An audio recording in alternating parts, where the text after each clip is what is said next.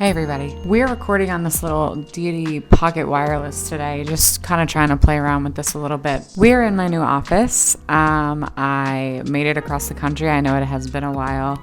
And I could definitely do a video on where I moved to. I'm now in Phoenix, Arizona. But what I really wanted to talk about today was, since I've moved here, I've been doing a lot of portrait shoots. I actually have one later today. And a lens I was really not expecting to be using more often is the 50mm f1.0. So I wanted to talk about that today, the pros and cons, whether I'd recommend buying it or not, and kind of how I'm feeling about it lately. So let me start by saying that if you watched my Q&A video, which is linked down below for the X-T5, I talked about how I was considering selling the 50mm f1.0 and swapping it for the new 56 WR 1.2. Now the reason for that was focusing distance, minimum focusing distance, and also the size and weight. This thing is a beast. So I recently did a shoot. I brought the 33 1.4. I brought the 90 f2, which is a little big, but not as big as the 50 1.0. And I thought those would be my two primary lenses. And then also I had the 18 1.4 with me. And indoors, for the indoor shots, I did end up using the 33 quite a bit. A couple shots are coming up on the screen now. It's a great lens and it definitely gives you a lot of nice depth of field, just like a 50mm would. That being said, when we got outside for golden hour, a couple of things started to happen. One, I needed more light because the sun was coming down. I chose golden hour specifically because I wanted there to be, golden light, that sort of desert feel, and a lot of warm tones. But what I found was that as the sun was going down, it was actually getting darker and darker, and I needed to lower the aperture as far as it possibly could go.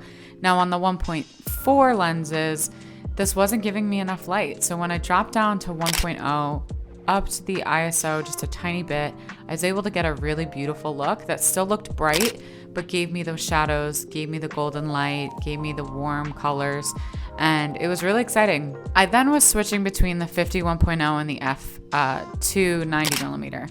Now, the 90mm is beautiful. I mean, it blows out the background in a way that you really can't with the other lenses, just because of that compression. It's not even about the aperture. Also, it's super, super sharp. It's actually pretty fast as well with that linear motor.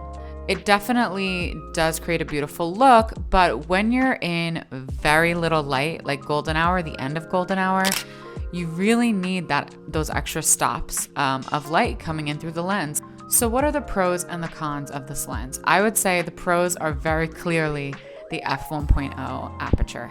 The ability to not only get that much light, but also get that full frame look on these crop sensor bodies. You can see that in some of these images, she almost looks 3D. You get that pop that you typically would get from a full frame sensor. When I was using the Canon R6, this is definitely a similar look.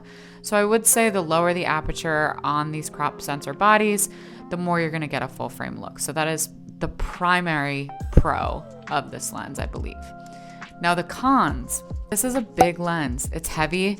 And if you are looking to kind of carry this on your arm, I don't think you're gonna feel it, right? I mean, it's only a couple pounds, the whole package, even like an X-T5 and this, I think it's under 5 pounds.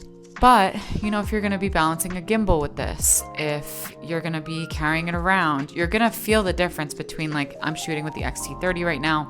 You're gonna feel the difference between like an X-T30 and the 33 1.4. That being said, I think it's worth it for the look, and that's something that really came to me during this shoot. I would say the other primary con is that lack of linear motor, and that's something I'd love to see in a Mark II of this lens. Again, your issue isn't really focus accuracy. It's able to get very sharp images, but it is a slightly slower lens. There were a few times where I was like holding down the shutter and it couldn't fully keep up with me just because my model was moving.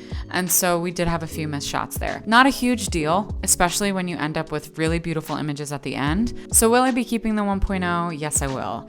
I'm no longer going to be swapping it out for the 1.2. I think that extra stop of light is really critical.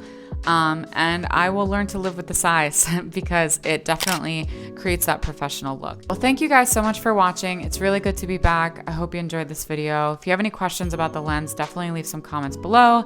I have a lot of great content coming and scheduled, so be sure to subscribe for more videos. Thank you guys again for sticking with me while I was, working on getting out here with the two cats to Phoenix, Arizona. See you in the next video. Thank you so much for watching. Talk to you soon.